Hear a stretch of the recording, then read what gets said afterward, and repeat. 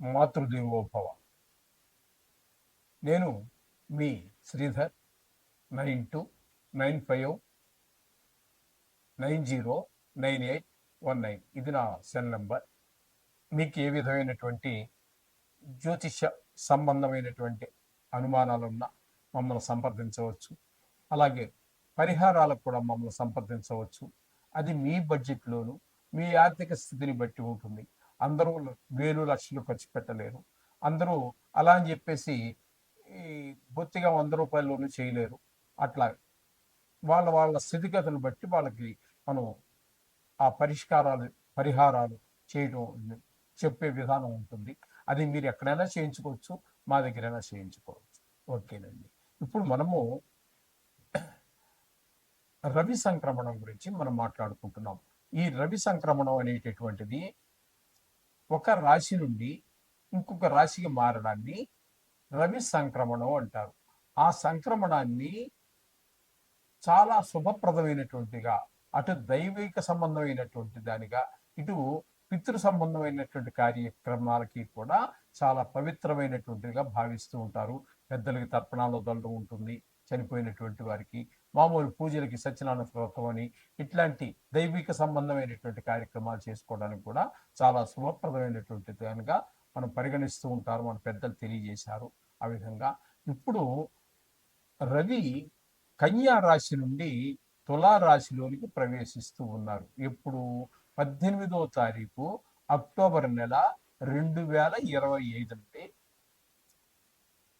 తులలో ప్రవేశించి ఇక్కడ 16వ తారీఖు అక్టోబర్ నెల నవంబర్ నెల అంటే తర్వాత నెల అనమాట అండి. అది మధ్యలో దూరింది, మధ్యలో ప్రవేశించింది కాబట్టి ఇక్కడ 16వ తారీఖు నవంబర్ నెల 2025 వరకు ఇక్కడ సంచారం చేస్తూ ఉన్నారు. అంటే సుమారుగా నెల రోజులు, ఒక రోజు అటు కావచ్చు ఇటు కావచ్చు, అట్లా నెల రోజుల పాటు రవి యొక్క సంచారం ఒక రాశిలో అని చెప్పేసి మనకి జ్యోతిష్ శాస్త్రం చెప్తోంది.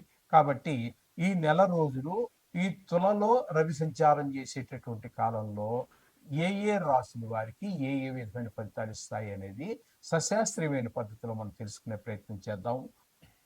మీనరాశి వారికి రవి తులారాశిలో సంచారం చేస్తున్నారు కాబట్టి అది అష్టమ స్థానం అవుతుంది. ఆ అష్టమ స్థానంలో మనకి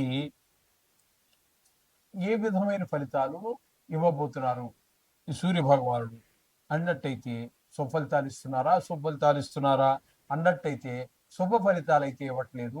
ఆ స్థానం కూడా అష్టమ స్థానం అనేటటువంటిది ఆయుస్థానం కాబట్టి ఇక్కడ ఈ ఆయుస్థానంలో రవి కనుక సంచారం చేస్తున్నట్టంటే సూర్య భగవానుడు సంచారం చేస్తున్నప్పుడు ఈ తులారాశి వారికి ఇచ్చేటటువంటి ఫలితాలు ఈ విధంగా ఉంటాయి. దుర్దోష శత్రు సంవాదో గమనాగమన వ్యధ దుఃఖ వార్తాశ్రుతం చైవ అష్టమస్తో యదా రవి. అష్టమస్తో అంటే 8వ స్థానంలో గనక రవి ఉన్నట్టయితే మనకి ఏ విధమైన ఫలితాలు ఇస్తా అన్నాడంటే ఇక్కడ దుర్దోష దోషాలు, అనేక చెడ్డ దోషాలన్నీ కలుగుతూ ఉంటాయి. అలాగే శత్రు సంవాదం, శత్రువులతోటి మనం వివిధ రూపాలైన కష్టాలు రావటం, శత్రువు వృద్ధి అవుతుంటుంది, వాళ్ళతో వాదోపవాదాలు చేయవలసి వస్తూ ఉంటుంది. అలాగే గమనాగమన వ్యధ, వెళ్ళడం రావడం అంటే తిరగటం అనుకోండి, త్రిప్పుట, ఇవన్నీ కూడా వృధాగా తిరగటం లాంటి పనులన్నీ చేస్తూ ఉంటాం. దుఃఖ వార్తాశ్రుతం, చెడు వార్తలు వినటం, ఎవరో మన వాళ్ళు ఏదో కష్టం వచ్చిందనో లేకపోతే ఆపదలో ఉన్నవారను ఇట్లా చెడు వార్తలు వినటం, ఇవన్నీ కూడా 8వ స్థానంలో ఈ రవి సంచరించేటటువంటి కాలంలో మనకి లభించేటటువంటి ఫలితాలు. ఇవన్నీ చెడు ఫలితాలే మనకి వస్తూ ఉన్నాయి అష్టమ స్థానంలో కాబట్టి. అందుచేత ఈ మీనరాశి వారికి అన్ని దుష్ఫలితాలు చాలా ఎక్కువగా ఉన్నాయి. 8వ స్థానం కాబట్టి 8వ స్థానం అనేది మనం కొంచెం భయపడుతూ ఉంటాము. అంటే అక్కడ కూడా కొన్ని శుభ ఫలితాలు ఇచ్చేటటువంటి గ్రహాలు లేకపోలేదు. బుధుడు కానీ శుక్రుడు కానీ 8వ స్థానంలో గోచార రీత్యా సంచరించేటప్పుడు ఆ ఎనిమిదో స్థానంలో శుభఫలితాలు ఇచ్చేటటువంటి ఆ రెండు గ్రహాలు మాత్రమే. కాబట్టి ఇది కొంచెం గమనించుకోండి. ఈ సూర్యుడు మాత్రం శుభఫలితాలు ఇవ్వటం లేదు. కాబట్టి నిత్యము మీ పూజలో సూర్యుని ప్రార్థించుకోండి. ఇంకా ఈ సూర్యుడి గురించి ప్రత్యేకంగా చెప్పుకోవాలంటే సూర్య నమస్కారాలు కావచ్చు, ఆదిత్య హృదయం కావచ్చు, ఇట్లాంటివి చాలా ఉన్నాయి. ఇంకా అటువంటివన్నీ ఏదో చదువుకున్నా సరే, లేదా మామూలుగా నవగ్రహ స్తోత్రాల్లో కూడా మొట్టమొదటి శ్లోకం అదే కాబట్టి ఆ విధంగా అది చదువుకున్నా, లేదా బీజాక్షరాలు ఉన్నాయి చాలా, వాటిలో మీకు ఏది సంబంధించింది ఉంటే దాన్ని తప్పకుండా చదువుకోండి. సునాయాసంగా ఈ యొక్క దుష్ఫలితాల నుంచి మనము బయటపడగలుగుతాము. ఈ రవి ప్రసాదించేటువంటి దుష్ప్రభావాల నుంచి చాలా సునాయాసంగా బయటపడతాం. శుభం భూయాలు. ఈ రవి కనుక దశమ స్థానంలో ఉన్నట్టయితే ఆరోగ్యం, ఫస్ట్ ఆరోగ్యం మహాభాగ్యం అండి. డబ్బు అనేది భాగ్యం, ఈ ఆరోగ్యం అనేటువంటి మహాభాగ్యం. ఇటువంటి ఆరోగ్యాన్ని ప్రసాదిస్తూ ఉన్నాడు. బంధుమిత్ర సమాగమం, బంధుమిత్రులందరూ కూడా మనం కలవటం, లేకపోతే మనం వాళ్ళని కలవటమో, ఏదో శుభానికో అశుభానికో వెళ్ళి మొత్తం వాళ్ళందరినీ కలవటం, ఇవంతా కూడా శుభానికే అనుకుందాం. ఎందుకంటే దశమ స్థానంలో యోగాన్ని ఇస్తున్నారు కాబట్టి అక్కడ ఏ పెళ్లికో మరి లేదా ఏదో శుభ కార్యక్రమానికి అందరూ కలుసుకోవటం, అందంగా ఆనందంగా మాట్లాడుకోవటం, ఒకళ్ళనొకళ్ళు పరామర్శించుకుంటూ చాలా ఆనందంగా గడపటం, చిన్ననాటి స్నేహాలు, పెద్దనాటి పరిచయాలు, ఇవన్నీ కూడా జరగటం ద్వారా చాలా సుఖాన్ని పొందుతాం. రాజదర్శన, రాజదర్శన అంటే ప్రభు దర్శనం. ప్రభు అంటే ఇప్పుడు ప్రభువులు లేరు, అటువంటిది ఏం లేదు. కానీ ఇక్కడ మన పై ఆఫీసులో మనం ఎప్పటి నుంచో అపాయింట్మెంట్ దొరకట్లేదు, ఎవరినో కలవాలనుకున్నాం, పెద్ద స్టేజ్ పరిస్థితి, పెద్ద పొజిషన్లో ఉన్నటువంటి వారిని, అటువంటి వారిని కలవాలని ప్రయత్నం చేస్తున్నా కలవలేకపోతున్నాం, వారికి సమయం లేక మనకు సమయం లేకను.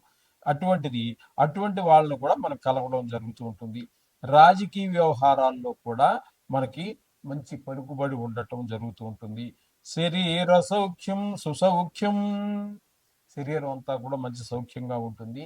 ఇవన్నీ కూడా దశమ స్థానంలో రవి సంచరించే కాలంలో, అంటే ఇప్పటి వరకు మనం చెప్పుకున్న వాటిలో ధనస్సు వారికి చాలా మంచి శుభాన్ని ఇస్తున్నారు.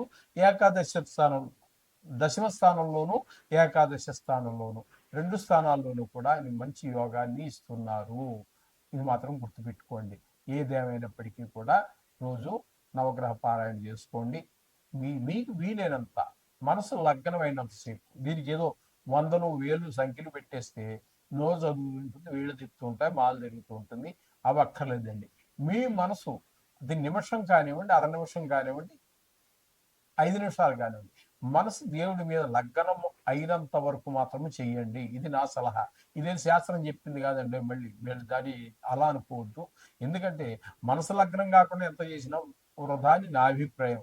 చేత మీకు దేవుడి మీద ఎంతసేపు మనసు లగ్నం అవుతుందో, ఏ దేవుడి పూజ అయినా సరే, ఏదో ఇప్పుడు మనం చెప్పుకుంటున్నాం కాబట్టి రవి గురించనే కాదండి, నవగ్రహాల గురించనే కాదు, దేవుడు మనం నిత్యం మనకున్నటువంటి ఆ ముక్కోటి దేవతల్లో మనకి ఎవరిని పూజించినా కూడా మనసు లగ్నం అవటం అనేది ముఖ్యం. అది లేకపోతే అది అంత ప్రయోజనకారి కాదు. ఇది గమనించగలరు. శుభం భూయాలు.